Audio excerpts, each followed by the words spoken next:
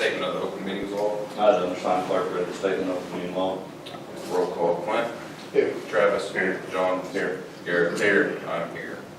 Item 4, board consideration and vote to accept or not accept the 24-2025 school audit report completed and presented by Jay States, CPA, and/or Billy West, CPA.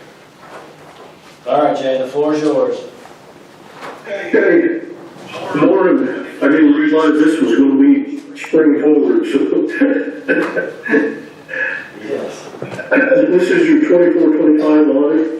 There's 2 letters in this audit. The first letter is an opinion letter based on the top financial statements taken as a whole. It's a qualified opinion because we do not show general fixed assets. There's no reason to. We don't do a tax return. No reason to depreciation. We buy those items, expense them when we buy them, use them up, surplus them, and buy new. It's an adverse opinion because we don't show general accepted accounting principles. We show in the regulatory method which is required by the state of Oklahoma. Page 7 is your balance sheet. And we'll go through the general revenue and the special revenue. The special revenue is the building fund. General revenue, we have $5,841,000 and $3 million in investments for a total of $8,864,000. We have bills payable, $137,000 at the end of the year. Those are outstanding checks at the end of the year. We have reserves for encumbrances. These are items that we encumbered or issued a PO on before the year end. If we don't use those up, we'll bring them back into the fund next year, $354,000. And we have unassigned $8,373,000 in the fund balance. This is the only place we can pay the general operations from the school from. Special revenue, building fund, we have $3,615,000, $501,000 of the reserve for encumbrances. And we have $3,113,000 in the building fund. We'll go to the debt service, $486,000. And we'll go through the capital projects and the trust and agency towards the back. The trust and agency is your activity funds. Page 8.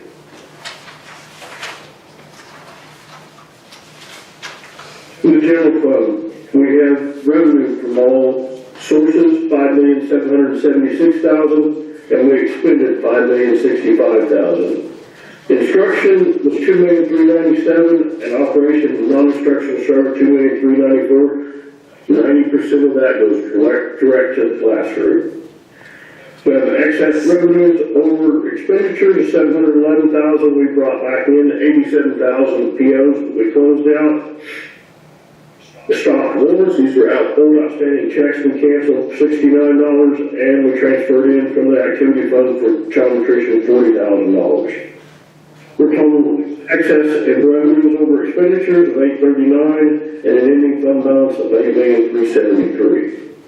Special revenue, we brought in revenues of $1,036,000 and expenditures of $1,469,000. These are items directly related to improvements in the building or maintenance of the buildings. For a decrease of $432,000, and we brought back an encumbrance of $11,003. For total expenditures over revenues, $421,000, and ending fund balance $3,113,000. Next page, page 9. This is a budget action. It's the same as page 8. The only difference is we show the beginning budget and the ending budget. If there would have been a change in the budget, you would have known this because we would have to bring to the board to appropriate those funds when we could expend them. Page 10 through probably 18, 17 is your notes to your financial statements. There's a lot of good information in here. And if you'll turn to page 13, we'll go through long-term debt. That building bonds 2018, $8,825,000. Those pay off in June of 28. We have $260,000 building bonds of 24. Those pay off in July 26. if you turn over to page 16, we talk about the employee retirement system. These are funds that we sent to teachers' retirement for the teachers, the support staff, and administration. This year we sent $346,000. 24 we spent $350,000, and 23 we spent $327,000. Page 19. This is a breakout of your capital projects on page 7. That building bond 31, we have $13,000 in that fund, and bond 32, we have $40,000 in that fund.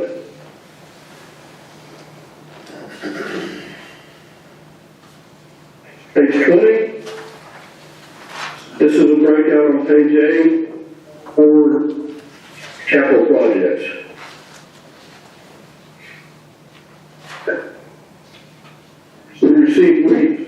We sold bonds. If you look down at the bottom this year, bond 32, $5,700 and $260,000. In 33, we expended those $260,000. And we spent $385,000 and $32. Like I said, at the end of the year, we got $13,000 and $31 and $40,000 and $32. Page 21. This is a breakout of our activity fund groups. There's a lot of hands involved in this. This is where we spend some time because this is mostly cash. Each one of these activity accounts has a sponsor, and they have to do the same activities as the treasurer and the income splitter. They have to receive the funds to the student, and when those funds, at the end of the day, have to turn it into the activity fund custodian, and the activity fund custodian has to deposit those funds when they reach $100 for all activity funds today. Then they can get a PO, they get it approved, they can purchase those items, and they sign the receipt or the packing slip when they get it in.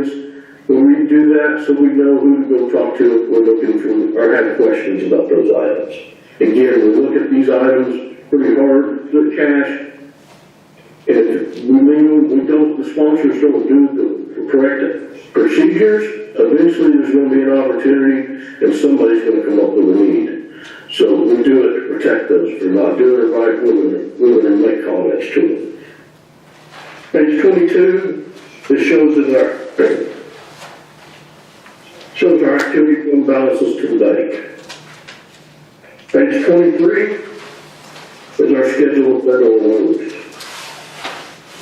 We received $211,000 and we expended $208,000 this year. We still have some child nutrition money to spend. This is left over from COVID, and we've been expending those funds down. Page 24. This is our second letter to audit. This is a letter on internal control. It's an unqualified opinion. This is just where we look at everything else. Anything to do with your accounting system, your payroll, your teacher's retirement. We look at your POs. We look at your receipts. We read the board minutes. If you had bids, we look at bids. Anything and everything that has to do with the accounting system, this is where we look at it, and it's a clean opinion. Page 26. It's probably where you really need to start. There's no findings. You have a good staff, and I know Lori's retired, but I think you've got somebody she's training that'll do good. Plus, she's not far down the road. Sure, any questions? I don't believe we have any. Okay. Thank you. Yeah, thank We you. enjoy working with the staff. Thank you, we appreciate it. Have a good All morning. right, you too.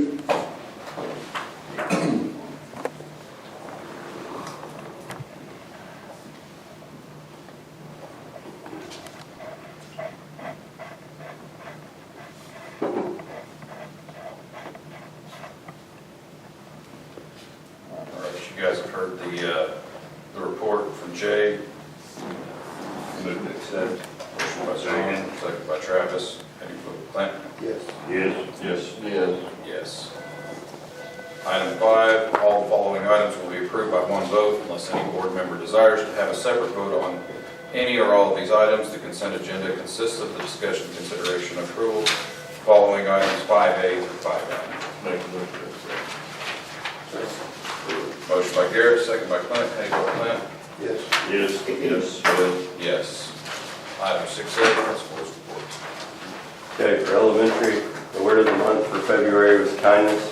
Teachers and students from Circle the State with Song Ladies, FCCLA, SUCO, and first grade did an amazing job of giving ideas and showing kindness through words, actions, and gifts. In February, 48 elementary students earned a spot in Rail Club. The third 9 weeks AR incentive trip was last week. First through sixth grade students that met their reading goal went to the Thunder Blue game in Oklahoma City and had a unique experience of NBA basketball against the South Lake Lakers and an educational focus on STEM curriculum too. Big thanks to our extra help, we have the best parents and grandparents. Read Across America Week will be celebrated this week. Ms. Smith has planned many fun literacy activities for the week with the theme of reading in the big city that includes visiting different tourist attractions in our school halls and fun dress-up days. Junior high softball kicked off at home playing Beaver, and junior high baseball had their season opener against Wacomas. Track has been working hard to get ready for their first track meet March 25th at Covington Douglas.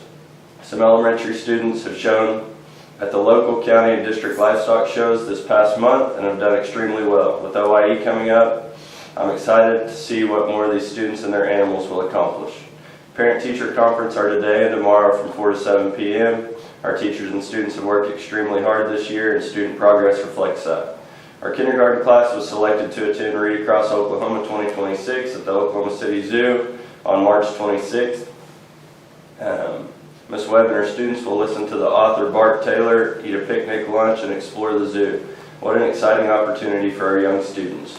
February students of the week were Sutton Gum, Kaiser White, Jaylee Baggs, Levi Scott, Caroline Smith, Brooks Westfall, Laramie Tolson, and Elliott Ross. Next week is spring break and many are looking forward to a break before the last 9 weeks.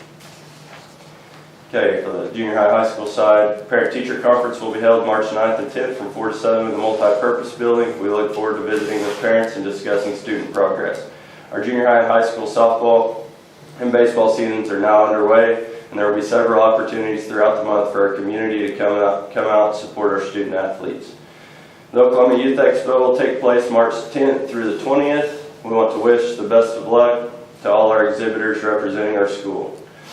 Our band students will compete in the regional band contest on March 11th. Spring break will be March 16th through the 20th. Our FFA members will attend the NWSU CDE and speech contest on March 24th, followed by the Redlands FFA CDE contest on March 31st.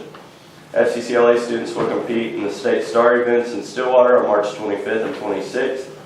On March 25th, Journey of Hope will be visiting with our 7th through 12th grade students to speak about the Oklahoma City bombing. Their presentation is based on the foundation of better conversations, which helps students come together to respectfully discuss challenging topics.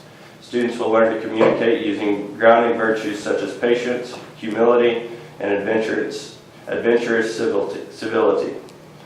Our high school track team will compete at Covington Douglas on March 27th. Our junior class will be taking the ACT on Monday, March 30th. We would also like to recognize several recent accomplishments by our students. At the February 4th Northwest District Livestock Judging Contest, Sage Baird placed high individual in the junior FFA division, and our junior FFA team earned second place overall. At the District Livestock Show in Woodward, our students had outstanding results. Grand Champion Heifer was shown by Rolton Boziden, Reserve Grand Champion Heifer by Riata Boziden, Grand Champion Dogo by Adley Hansen, Reserve Grand Champion Ewe by Stetson Nix. Several students also qualified for the Cell of Champions. In the Lambs, it was Stetson Nix, Paisley Reed, and Kaiser White. In the Goats, it was Adley Hansen and Charles Hansen. And in the Cattle, it was Rolton Boziden and Riata Boziden. We're proud of the many students representing our school in these activities and appreciate the support of our staff, parents, and community. Thank you. 6B, superintendent report. All right, going through our finances. If you're looking at the month of February, you see our expenditures are down for the month. We're looking at the year essentially flat. Looking at our revenue, if you look at our revenue and compare it to last year, you're going to see that we're down, but remember last year was the settlement. So if you look at the year before, you can see that we're on track to where we need to be as far as collections. So we're sitting pretty strong in our general fund. Looking at our building fund, we had no expenditures for this month, bringing our expenditures down in our building fund. Again, a lot of this is due to bond expenses we don't have to do this year. Looking at our revenue is basically flat on the year. Flipping it over, looking at our child nutrition. As you can see that our expenditures are up on the year. This was obviously a little bit expected. And our revenue is down. Again, this is because we're not collecting any money and everybody's eating free. So that since right now we're sitting around about 58,000 net loss in our child nutrition. Looking at our daycare, again, our expenditures are down, so the revenue, this is due to the number of kids that we have in daycare. We have closed the gap on how much we're losing, so we're sitting right now at a loss of 22,000, which is a lot better than the previous year. The one thing I thought I needed to point out after listening to our audit was on page 13 when they talked about our payoff schedule. So I just kind of want to point out that first one was 2018. That first bond we did pays out in 28. Now that was a one-time bond, so we're making those payments every year. When you flip the page, he said this other bond paid off in 26. This is our series bond. So if you remember 2 years ago, we sold that 260. So that is paid off, but understand next year we're going to sell another bond. And so that will continue until about 2034. So really this bond isn't going to be paid off, this 24 bond, until about 2034. And that all depends on our ad valorem. Remember, we're trying to keep our millage rate flat, so we're not increasing or decreasing any. We don't want to gouge anybody. So depending on how our ad valorem goes, depends on how fast we can pay that off. But once we're done paying off the other bond in 28, a larger amount will start going to that other bond. So that looked like we'd be done paying in 28, so I just wanted to clarify that a little bit. Thanks, Scott. Item 7, vote to approve or not to approve the Waynoka Public Schools 2026-2027 calendar. So this calendar that we're presenting reflects basically corresponding dates as this current year's calendar. I understand that there's a lot of legislation right now. That legislation goes to the end of May. So there's several bills that could adjust our calendar for the next year, but it's important that we get one out right now. So right now, this calendar just reflects exactly what we did this year. Move to approve. Motion by John. Second by Travis. How do you vote, Clint? Yes. Yes. Yes. Yes. Yes. Item 8, vote to approve or not to approve the Waynoka Public Schools 2026-2027 daycare calendar. The daycare calendar follows the school calendar. Motion to approve. Motion by Travis. Second. Second by John. How do you vote, Clint? Yes. Yes. Yes. Yes. Yes. Item 9, discussion and possible action regarding the review of student transfer policy, FE, and capacity limits. Our capacity set at 20 for each class, and I don't see we need to change it. Make a motion to approve. Motion by Gary, second by Travis. How do you vote, Clint? Yes. Yes. Yes. Yes. Yes. Any new business? I have no new business. Item 11, vote to adjourn. Make a motion to adjourn. Motion by Gary, second by Travis. How do you vote, Clint? Yes. Yes. Yes. Yes. Yes. We are adjourned.